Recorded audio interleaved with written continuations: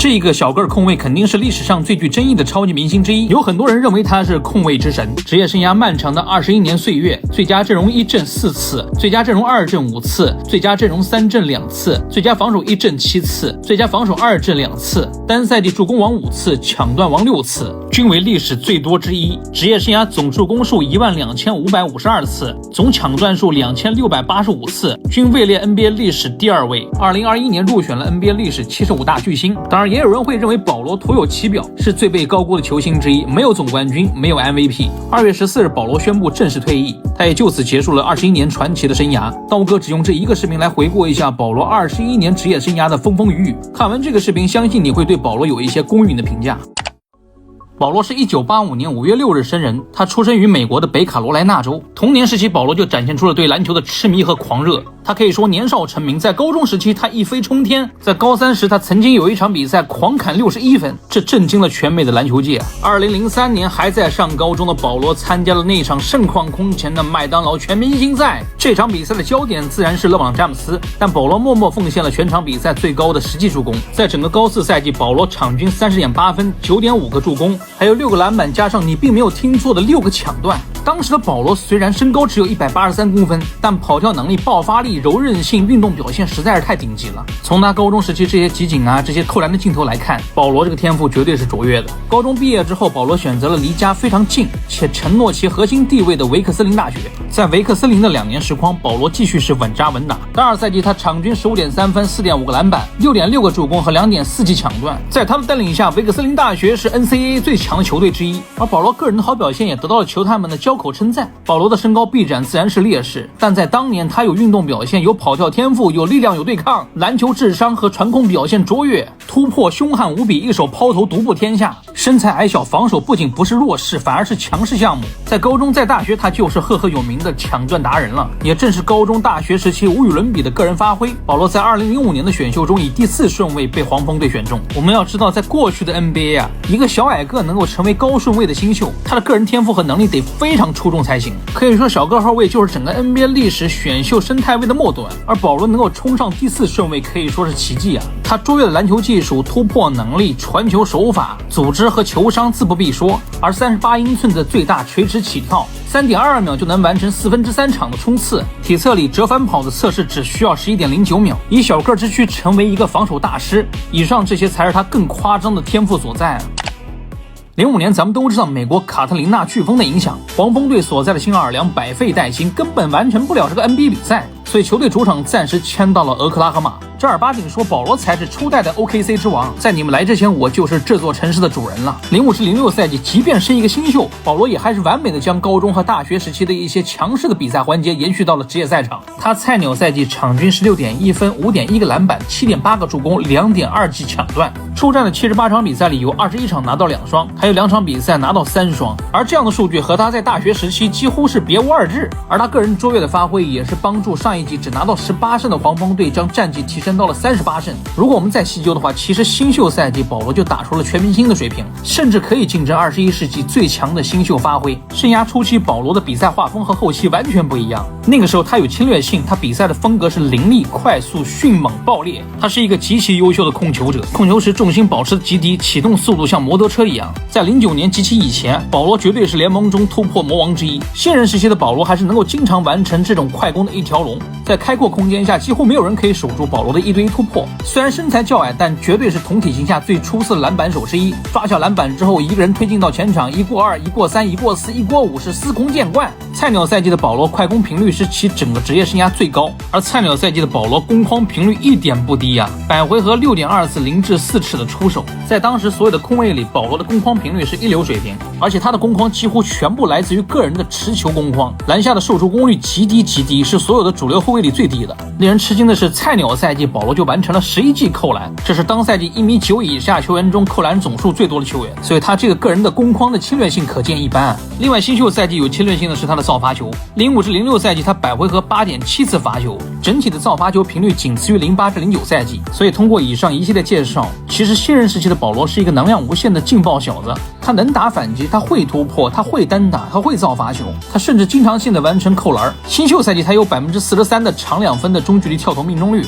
已经算是不错的水平了，而且还有一手可以在腰间拔出去的抛投。保罗个人的进攻能力、得分产量都是不错的，甚至保罗对于当年看球的我造成了很大的冲击力。因为传统的控卫，你像是纳什啊、基德啊，得分爆炸力并没有那么强，而得分能力更强、持球投产量更大的球员，比如说艾弗森、阿里纳斯，他们又不算是真正的传统控卫。保罗和德隆威廉姆斯的出现，一定程度上是重塑了控卫这个位置。新秀赛季的保罗 BPM 值 5.1， 排在当时所有球员里的第14位。另一项一体化数据 EPM 值 4.1， 排在联盟的第15位。保罗的比赛风格深受数据模型的喜欢，可以说新秀赛季保罗就打出了全明星等级的实力，甚至是年度最佳阵容级别的水平。菜鸟赛季结束，保罗也是毫无悬念的拿到了最佳新秀奖。那就当所有人都认为保罗在第2个赛季会突飞猛进之时，保罗却迎来了职业生涯的第一次危机，那就是困扰其整个职业生涯的伤病问题。他因为伤病的困扰，第2个赛季整体水平是停滞不前。当然个别环节还是有进步的，比如说3分的命中率，比如说整体的传控表现，但是短暂的低谷和挫折并没有影响保罗的成长。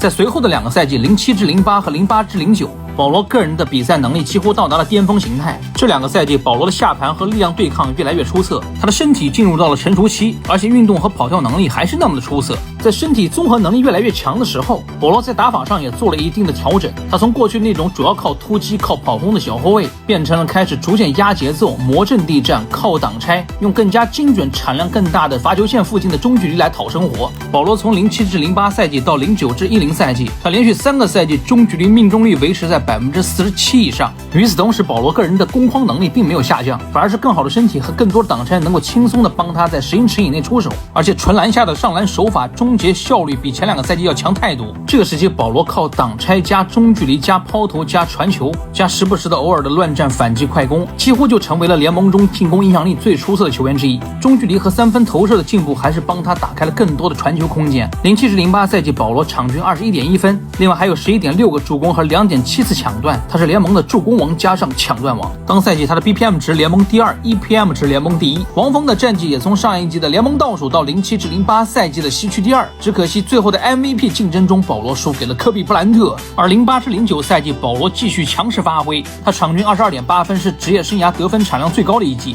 另外场均11记助攻和2.8次抢断，依然是联盟的助攻王加抢断王。这一季的造罚球率是生涯最佳的水平，攻框还是比较凶猛，中距离有产量、有质量、有效率，小抛投依然娴熟且致命，还是有夸张的注失比、夸张的传控表现。08-09他个人得分加上助攻的得分一共是3726分，这甚至比当赛季的勒布朗詹姆斯还要更高。另外就是从入行以来就非常夸张的同位置顶级的防守影响力。08-09可能是保罗最巅峰的赛季了。纯粹的数据影响力角度，他和詹姆斯、韦德是3分天下。不过可惜的是，他的巅峰永远留在了09年之前。2010年年初，保罗在一次救球中撞到了场外的摄影机，这导致他的膝盖半月板撕裂。这一次的膝盖受伤让保罗的跑跳能力下降了至少2个档次，他的速度爆发力在下降，他急停急起的能力在下降，他小空间下的运动神经反应能力下降。在随后的10-11赛季，保罗的个人表现是下滑明显，他场均得分只有15.9分，他纯篮下0到4尺的出手频率几乎只有巅峰赛季的一半，他推动反击和反击终结的能力都在大大下滑，他开始依赖更多的小聪明的智慧，他需要一些狡猾的大回环犯规才能走上罚球线，他需要大量的中距离跳投。但即便个人能力是有所下滑，但保罗在当时还是联盟中最出色的影响力球员，因为他的中距离跳投实在是过于精准，即便不能够大量冲框，也能够靠智慧走上罚球线。他还有最顶尖的挡拆阅读理解和恐怖的控制失误的影响力。防守端他还是能够对球施压，而且抢断嗅觉本能太出色。他不以3分投射见长，但至少能够做到出手少而精。大伤之后，保罗的比赛方式，包括他攻防两端的影响力，更像是我们普通球迷印象中的保罗，能赢球，能控场，小聪明多，攻防两端一肩挑，球商无敌，通晓一切战术，对于挡拆的阅读和理解以真化境，很有影响力，带队就能赢球，但就是觉得得分上限不够，差一口气。07-08赛季之后的3个赛季，黄蜂队季后赛2次一轮游，一次更是无缘季后赛，还有季后赛被制造了58分的惨，这也让保罗对于球队是心灰意冷。他在当时的采访里也公开表示，他很爱新奥尔良，但他更想赢，所以在当时保罗的离队只是时间问题了。一个插曲是2011年，保罗已经是被交易到了湖人队，但被时任 NBA 总裁斯特恩撤销了交易，保罗联手科比也成了球迷讨论中的如果。虽然没有去成湖人，但在2011年保罗被交易至洛杉击快船队。来到快船，保罗联手格里芬和小乔丹，他迅速把快船队变成一支竞争总冠军级别的球队，而球队劲爆的扣篮和华丽的比赛风格也享有空接之城的美誉。作为球队大脑和指挥官，保罗重塑了球队的文化，带给了球队赢球文化，帮助球队提升了攻防两端的纪律性。在其到来的第一个赛季11至12赛季，球队胜率就超过了60%，并且季后赛第一轮4比3淘汰了灰熊。系列赛季1他们完成了27分的惊天大逆转。第二轮虽然是被马刺4比0横扫，但这毕竟是保罗到来的第一个赛季，球队的人员补强还没有特别的有针对性，而且格里芬和小乔丹还未到成熟的时候，对面马刺又是一支历史级强队，所以在首轮消耗过大的情况下被淘汰，我认为还是情有可原。但是这里也必须得说啊，像保罗这样的小个持球挡拆手，在季后赛里面对对方不给中路，强行往边路赶，往底线赶，再加上一些双人包夹的防守策略时，保罗个人的主攻表现还是有些不尽人意。系列赛投篮命中率不足40%，场均得分只有12.8分，打了4场比赛一共就有18个失误，繁复但精细，缺乏简化比赛的能力，缺乏得分爆炸力，又只能局限在半场阵地战的纯持球型的小后卫的局限就在这儿。这里为什么要重点提起保罗的得分能力不足呢？因为才加入快船的前2年，快船的得分点并不是特别多，保罗除了挡拆之外，也需要大量的单打来增加得分产量。甚至如果你是真实的铁杆保罗球迷，或者说是老球迷的话，你一定知道加入快船之后，保罗甚至开发出了一定的背身能力，这其实就是为了得分嘛。说回到12至13赛季的快船队，他们一口气补进了希尔、奥多姆、克劳福德、马特巴恩斯4名悍将，球队当赛季打出了56胜的队史最佳成绩，并跻身西部前4。但季后赛第一轮碰到黑白双雄的灰熊队，快船是2比4脆败下来。6场比赛，保罗场均22.8分，投篮命中率53.3%。其实个人的主攻表现打得还是不错的，但问题是保罗的挡拆进攻和传控贡献是被压低了。系列赛场均只有6.3记助攻，小乔丹最后场均只有3.7分。格里芬系列赛第5场、第6场比赛受伤，但能打的比赛他也不够出色。快船内线是被孟菲斯的黑白双雄直接碾压。格里芬在第5场、第6场比赛因伤一共得到13分，而保罗第5场、第6场比赛35分、28分，其实打得不错了。但是快船的伤病魔咒和季后赛魔咒就是这样啊。下一季13至14赛季，快船队是卷土重来，名帅道格里夫斯入主快船，球员方面也有战术型的射手 JJ 雷迪克的到来。里夫斯虽然执教能力是比较一般，但是搞防守啊、激励球员还是有一套。常规赛他们拿下57胜，再次刷新了队史最佳成绩。小乔丹、格里芬都来到了成熟期，克劳福德第6人 JJ 雷迪克3分命中率超过40%。也因为格里芬、小乔丹的进步，克劳福德和 JJ 雷迪克的强势发挥，保罗这年开始又放弃了更多的面框单打，而是承担了一个绝对的球场指挥官的角色，更多的持球挡拆的发动，更多的传控，更多的发牌。13-14和14-15赛季，保罗又是连续2个赛季获得联盟的助攻王，这2个赛季他交出了极为恐怖的传控表现，真实注失比都达到了一个非常惊人的水平。也正因为以上原因，快船打出了当赛季最棒的进攻效率，100回合净胜分也是联盟第2，仅次于冠军马刺。应当说14快船才具备了竞争总冠军的实力，这一年可能也是整个空接之神最接近总冠军的一次。但是到了季后赛啊，保罗和快船的魔咒又上演了。第一轮面对缺少了先发中锋博古特的金州勇士，快船是7场鏖战才堪堪胜利。这轮系列赛他们的内线优势巨大，而且还有一些争议判罚的得力，在这样的情况下才勉强胜利。快船在第2轮面对拥有威少加杜兰特2大天王的雷霆队，双方系列赛前4场比赛2比2战平。但在俄城的第5场比赛，天王山之战充满了争议性，充满了戏剧性。这场比赛保罗几乎用中距离统治了比赛，中场前49.2秒他命中中距离帮助快船领先7分，50秒不到领先7分，眼看这个胜利基本要到手了。但没想到雷霆队杜兰特发威，保罗自己也有失误，更重要的是一些争议性判罚他们吃亏了，尤其是中场前7秒威少这个持球3分造成保罗的犯规3罚，这可能是 NBA 历史上最具争议性的判罚之一。那最终快船是被威少的罚球准绝杀，50秒不到领先7分被翻盘，真的是令人苦涩的结果。随后系列赛第6场比赛，快船队士气不在，他们也是惨遭雷霆4比2淘汰。系列赛6场比赛，你不能说保罗打得不好，他打得很精彩，场均22.5分，11.8个助攻，仅仅只有2次出头的失误，这个传控表现注失比是逆天的，51%的投篮命中率，45.5%的3分命中率，你这样的效率你也是无可指摘，甚至防守端他的表现都是无懈可击啊。在很多回合里都是他以183的身身高去领防2.1米的杜兰特啊，攻防都已经这样发挥了，为什么还是出现了5-1-4残啊？我觉得还是有几个原因吧。第一是保罗和格里芬他们主攻的得分上限产量不够啊，尤其是和对面场均33.2分的杜兰特、场均28分的威少相比的话，确实有所不足啊。第二是球队侧翼和前锋位置上绝对的天赋和杜兰特相比差太多了。第三是这支快船队其实好的球员就7个人，而且更棘手的是好的球员要不就是内线，要不就是后卫。我始终认为空接之城的阵容并不是很合理，整体的轮换深度并没有大家想的那么的强。转眼到了14-15赛季，保罗率领快船队又拿到了西区第3的好成绩，56胜。不过季后赛第一轮他们就迎来了强敌卫冕冠军马刺队，双方是棋逢对手，实力相近。前6场比赛3-3平，抢七大战圣保罗降临盖世英雄，中场前1秒抛投准绝杀，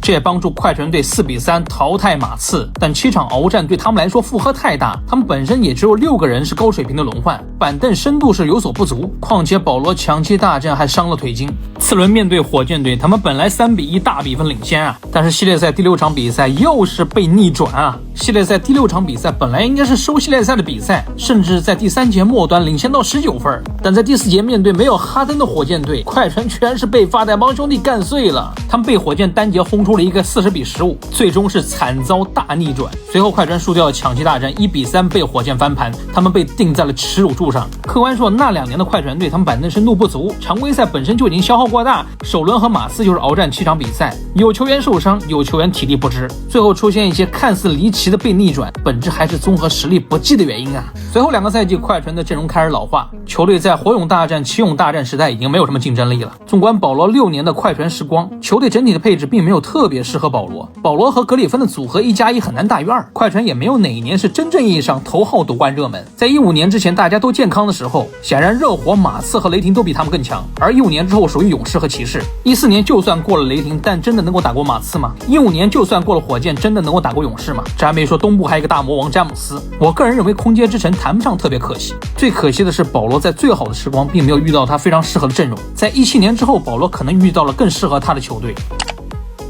因为空接之城年年战绩不利，每年季后赛要不就是被逆转，要不就是伤命魔咒。快船管理层不再相信这一支空接之城了，他们准备开始重建。在17年的夏天，他们把保罗交易给火箭队，咱们熟知的灯泡组合和抗勇火箭就出现了。来到火箭的保罗，相比于在快船时期，他个人在打法攻防的定位角色上还是有所转变。此前无论是在黄蜂还是在快船，保罗都是球队毫无疑问的头号持球者，是一个一定程度上需要大量持球在手、掌控进攻的后卫。但在当时的火箭毕竟还有另外一个持球大核哈登，所以保罗的个人的持球的时间包括触球的次数都是锐减。他从一个传统型的大包大揽的持球后卫变成了一个半控卫、半侧翼单挑手的角色。他仍然有很多回合在掌控进攻、在发动挡拆，但更多时候为了适应球队单挑的这种风格，他加多了更多的面框单打、面框突击、面框中距离，并且为了适应当时火箭队的魔球出手分布、多投3分的风格，保罗确实加了很多的持球3分的单挑。17-18和18-19赛季，保罗这2个赛季的百回合3分出手数都是超过了9次，这是其整个职业生涯的一个峰值，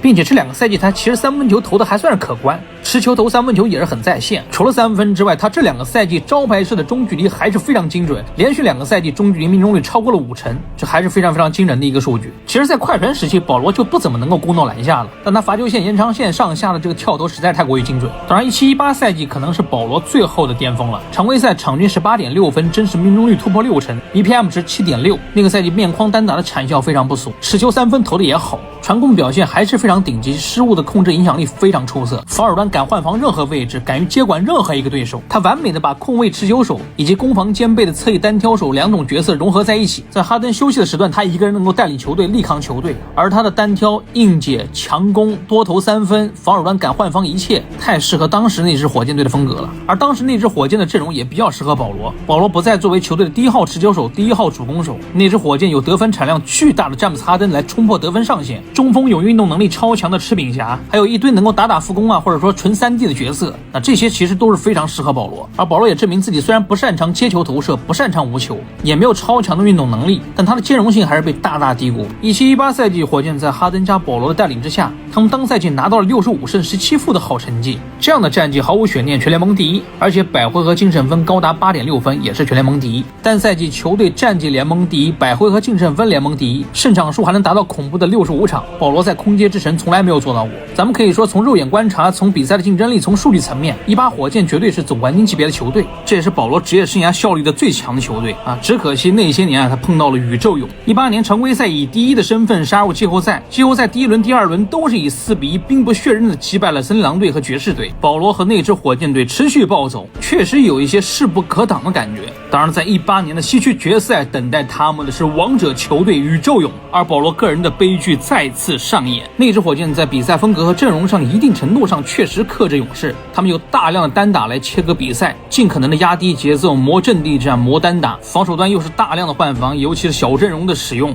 他们拥有炉火纯青的5外阵容，加上无限换防，他们可以多投3分，用3分换勇士的中距离。虽然球队先手1-2大比分落后，但保罗第4场比赛、第5场比赛发挥极为出色，他的单打、他的点名、他的中距离太犀利，他这2场比赛的控场指挥甚至胜过哈登。火箭也凭借着超短轮换加上小阵容的搏命，在G4、G5连下2城天王山洞拿到了胜利。但就是这场天王山最后时刻，保罗在一次单打库克的落地过程中，不幸是拉伤了自己的右腿腿筋，而这一次受伤让灯泡组合的冠军梦直接破灭。随后的系列赛，保罗无法出战，G6火箭下半场直接崩盘，抢七大战又是遭遇了3分连续27投不中的尴尬场面，时也命也。保罗职业生涯他的打法结合他的身体天赋，确实存在着扛伤病风险的问题。有人说这是命运不公，这是运气问题，但无论是因为身材较矮，需要更多的控球，需要更多的速度，需要更多的急停急起，所以才让他更频繁的受伤也好，或者整体的身体天赋不足，身体就是不容易扛伤病也罢，最终的原因可能还是综合天赋不够，综合能力还不是那个最顶级球员的形态。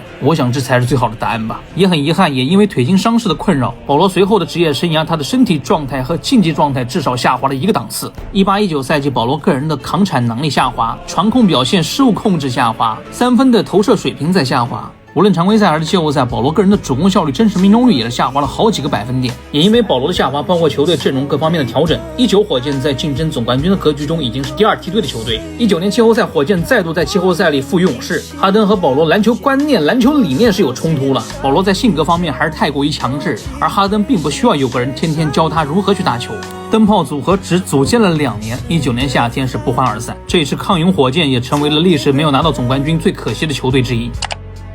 19年的夏天，因为保罗和哈登的矛盾的公开化，保罗个人的竞技水平的下滑，以及保罗才签的4年1.6亿的大合同，这几个关键因素也是让火箭管理层放弃了保罗。他们把保罗送去雷霆，换来了威少。这次远赴俄克拉荷马，保罗也是回到了职业生涯梦开始的地方。来到雷霆之后，我们发现了保罗个人的竞技状态是回暖了不少，他个人的球场定位、进攻角色和火箭时期还是有所不同。他从过去那个半控卫、半单打手的角色，又变回了职业生涯早期的传统控卫的角色。他迅速成为这一支青年禁卫军的导师，他给球队带来了赢球文化，带来了防守文化，带来了纪律性。他成为了 SGA 当时的良师益友，亚历山大在他的身边确实成长了很多。当赛季球队送走了乔治，送走了威少，没有人会认为这支雷霆队会杀入季后赛，甚至他们一度只有 0.2% 的概率进入季后赛。但保罗的个人能力、托底能力，加上 SGA 等人的成长，以及球队坚韧不拔的防守气质，这让雷霆居然是杀入了最后的季后赛，甚至是季后赛第1轮和保罗的老东家火箭队大战了7场才败北。